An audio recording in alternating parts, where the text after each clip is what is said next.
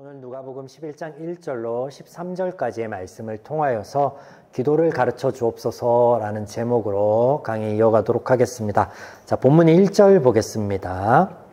예수께서 한 곳에서 기도하시고 마치심에 제자 중에 하나가 여짜오되 주여 요한이 자기 제자들에게 기도를 가르친 것과 같이 우리에게도 가르쳐 주옵소서. 자, 마태복음과 마가복음하고는 달리 누가복음에서는 예수님께서 기도하시는 장면이 지속적으로 등장하고 있습니다. 1절에 기도하시고 이 대목은요, 예수님께서 기도하셨다라는 사실뿐만 아니라 예수님의 이 기도가 단회적인 사건이 아니라 공생애 동안 습관처럼 지속적으로 하셨음을 알 수 있는 대목인데, 여기 쓰여진 두 단어가요, 현재 부정사와 현재 분사의 형태로 기록되고 있습니다. 문법적 의미는 뭐냐면 진행형 그리고 지속형을 의미하는 것으로 매일처럼 습관처럼 예수님께서 기도하셨다라는 거예요. 그러나 누가복음에서는 예수님이 사역하기 전에 드문드문 이 기도의 장면이 등장하고 있어서 그런 예수님의 기도의 모습이 확 드러나진 않지만 문법적으로 또 볼 때 또 이렇게 표현되는 것을 봤을 때 사역하시기 전에 시간이 있을 때마다 예수님은 늘 기도하셨던 것으로 누가복음은 기록하고 있습니다. 그러나 누가복음에서는 그 예수님의 기도가 또한 어떤 기도였는지 밝히고 있지 않다라는 점이 좀 그렇죠. 그러나 오늘 예수님께서 가르치신 이 기도의 내용과 더불어서 잡히시기 전에 딱 한 번 기도의 내용이 등장하거든요. 이것을 통해서 예수님이 무엇을 가지고 하나님께 기도를 하고 있구나를 알 수 있습니다. 또한 이것을 통해서 저와 여러분은 하나님께서 가르쳐주신 기도의 성격이 어떠해야 되는지 우리가 오늘 나누게 될 텐데, 이 성격에 관해서 오늘 나누고 다음 시간에는 예수님이 가르쳐주신 이 기도 안에 어떤 내용들이 담겨 있는지 그 내용을 좀 살펴보겠습니다. 그래서 틀을 잡아놓고 내용을 살펴보겠다 라는 것을 좀 염두에 두시고 오늘 함께 말씀을 나눠보겠습니다. 요한이 자기 제자들에게 기도를 가르친 것 같이 성경 안에 이스라엘 백성들 그들의 역사들을 보면 하나님께서 그들에게 기도를 가르치신 적이 없습니다. 그런 대목이 등장하지 않아요. 뿐만 아니라 오늘 이 내용을 보니까 선생된 자들이, 하나님은 가르쳐 주신 적이 없는데 선생된 자들이, 그러니까 랍비나 율법 교사들이나 이들이 기도를 가르치고 있었다라는 거예요. 배경을 좀 보면 당시 유대 사회에서 랍비들은요, 자신의 제자들에게 기도를 가르치는 일이 흔했다라고 합니다. 또한 그렇게 가르쳐준 기도를 통하여서 공동체의 정체성을 강화하기 위한 수단으로 사용되었다라고 합니다. 자, 이런 거죠. 우리나라의 국민 의례 중에요, 국회에 대한 맹세, 이 낭송하는 시간이 있거든요. 여러분 아시죠? 나는 자랑스러운 태극기 앞에 라고 시작되는 그 문구. 자, 이런 게 있었다라는 거죠. 이와 같은 공동체 안에 예시간에 행하여졌던 기도의 어떤 형태가 있었고, 이것을 외우고 낭송함을 통해서 공동체의 정체성을 강화하는 쪽으로 기도를 사용하고 있었다라는 거예요. 예수님을 따르던 제자 중에 한 명이 이런 시대적 사회적인 배경 안에 늘 예수님이 기도하는 모습을 봤잖아요. 근데 궁금한 거죠.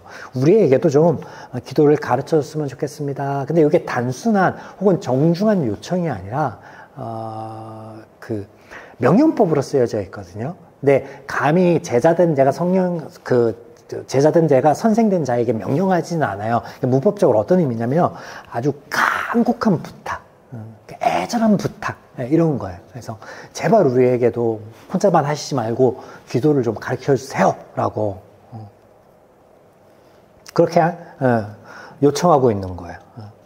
그래서 이 앞단에서 제가 말씀드렸던 것 중에 기도에 대해서 기억하실 것은 무엇이냐면, 하나님께서 이스라엘에게는 기도에 대해서 가르쳐 주신 적이 없다라는 점과 그들 안에 서로 스스로 만들고 그리고 나누고 낭독하던 것들은 있었다라는 거예요. 이런 배경 안에서 예수님이 지금 가르쳐 주시는 것을 이해하셔야 됩니다.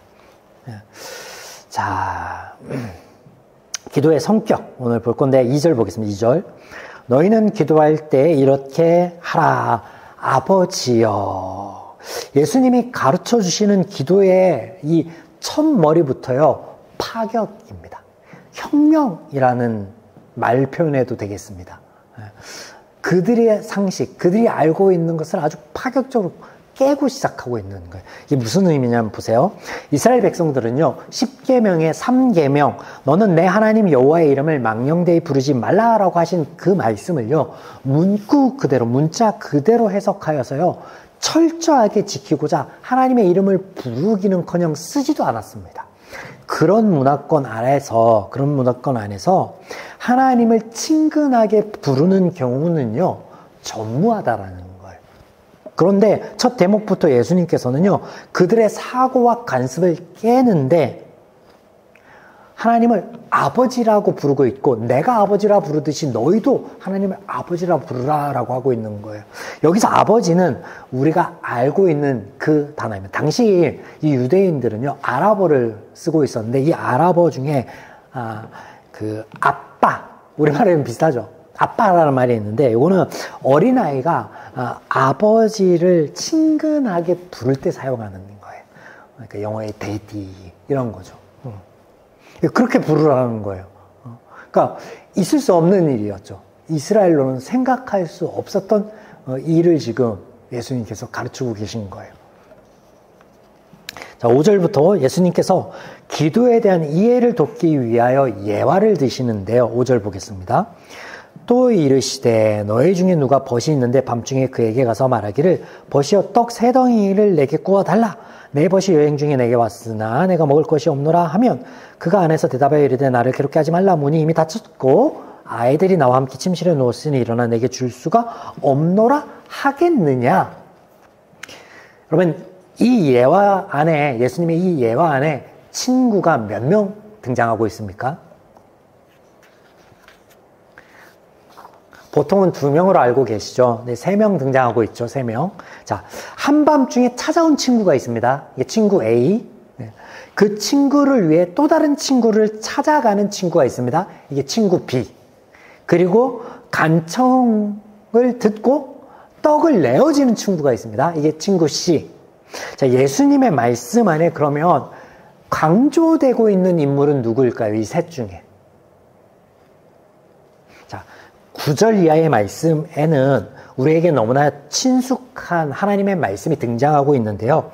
구하라 그리하면 너희에게 주실 것이요 찾으라 그러면 찾아낼 것이요 두드리라 그러면 너희에게 열릴 것이니.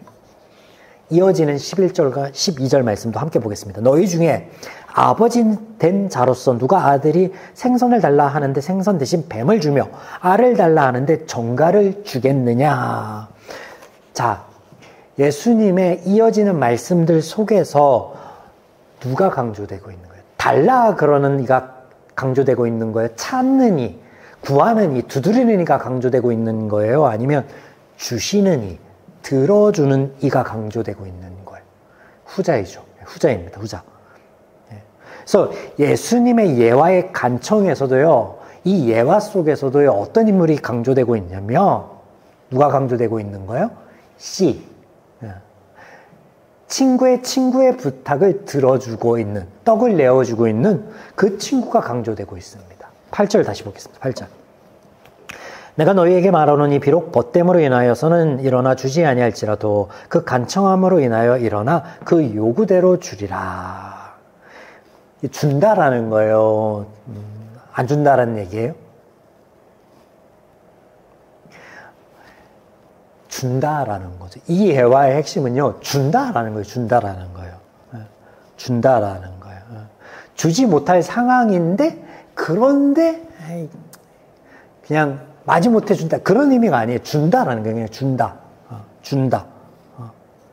왜냐면, 첫 대목부터 하나님을 아버지로 소개하고 있고, 아버지로 부르라고 하고 있고요. 아버지가 자녀를 위하는 마음을 강조하고 있단 말이에요. 그러면 아이가 때를 쓰던 때를 쓰지 않던 그건 중요한 건 아니에요. 부모가 된 사람들은 알 거예요. 자녀가 요구하지 않아도 어떨 때는요, 그 자녀의 필요를 채워주는 게 부모예요. 주겠다라는 거예요, 주겠다라는 거예요. 그러면 그 앞단에 나오는 것들이 예화에서는 우리에게 의미가 되는 거겠죠. 보겠습니다. 자, 보면 간청함이라는 단어가 나오죠. 간청함. 요 단어는요, 성경에서 오직 여기에만 등장합니다. 단 한 번 등장하는 단어예요. 여기에만. 의미는 뭐냐면 부끄러움 없음, 뻔뻔스러움이라는 단어예요. 그래서 구하는 자가 거리낌이 없다라는 거예요. 그리고 이것을 반대로 주려고 작정한 사람 입장에서는 어떻게 받아들이냐면, 하나님께 드리는 기도는요, 조건 없이 하나님께서 들어주신다라는 거예요. 이미 들어줄 준비가 되어 있으니까. 그러니까 예수님의 이 예화의 핵심이 뭔지가 되시죠. 조건 없이 들어주신다라는 거예요. 단, 그 대상은 하나님이어야 되죠. 대상을 분명하게 밝히고 있잖아요. 하나님께, 너희 아버지께. 바라게 구하면서 하나님께로부터 그런 은혜가 오기를 바라는 것은 아닌 거죠. 자, 그런데 우리로 하여금 많은 해석을 만들어내는 게 마지막 구절입니다. 좋은 것을 주시겠다라고 하시고 난 다음에 하나님으로부터 오는 응답이 우리의 기대와 또 이야기의 흐름과 기도에 대해서 가르침을 듣고 있는 자의 바람과는 다른 것을 말씀하세요. 뭘 주신다라고 말씀하세요? 13절 보겠습니다. 너희가 악할지라도 좋은 것을 자식에게 줄 줄 알거든 하물며 너희 하늘 아버지께서 구하는 자에게 성령을 주시지 않겠느냐. 구하는 걸 주셔야지 왜 성령을 주신다고 했을까? 의미심장한 대목이죠. 중요한 대목입니다. 보세요. 이 말씀은 우리가 구하는 모든 기도를 하나님께서 들어주실 것이니 구하는 모든 것들 중에 최고로 좋은 성령을 구하라라는 말씀도 아닙니다. 그런 말씀이 아니에요. 성령을 구하라라는 말씀이 아니라는 거예요. 왜냐면 보세요. 죄인들이 하나님에 대해서도 지금 그들 앞에서 말씀을 전하고 있는 예수님에 대해서도 알지 못하고 깨닫지 못하는 자예요. 그런 자들이 성령님을 구한다? 있을 수 없는 일이에요. 죽었다 깨어나도 있을 수 없는 일이에요. 그러니까 성령님은 어떻게 우리에게 주어진다라고 기록하고 있어요? 복음서에서. 뭐라고 기록하고 있어요? 은혜로. 선물로 너희에게 내가 너희와 끝까지, 세상 끝까지 함께 하겠다라고 한 이 말을 지키고 또 너희에게 내가 한 그 말들을 기억날 수 있게끔 너희를 돕는 자로서 내가 선물로 너희에게 주겠노라 하시는 거잖아요. 그러면 성령을 구하라는 말도 아닌데 그러면 이 말이 무슨 말이에요? 도대체 무슨 말이냐?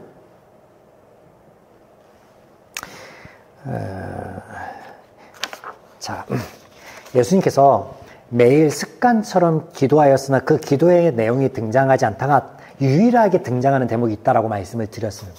저와 여러분이 아는 대목입니다. 바로 잡혀가시기 직전에 동산에서 기도할 때예요. 그 기도의 내용, 핵심이 뭡니까?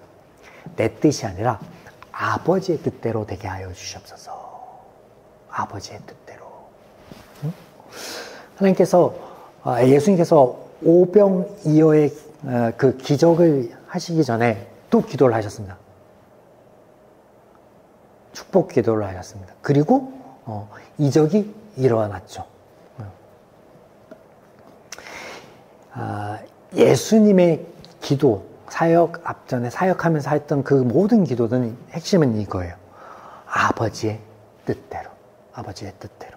그리고 이것을 우리에게 가르치고 계십니다. 그래서 예수님이 가르쳐 주신 기도의 성격의 핵심은 이거예요. 하나님의 뜻대로. 하나님의 뜻대로.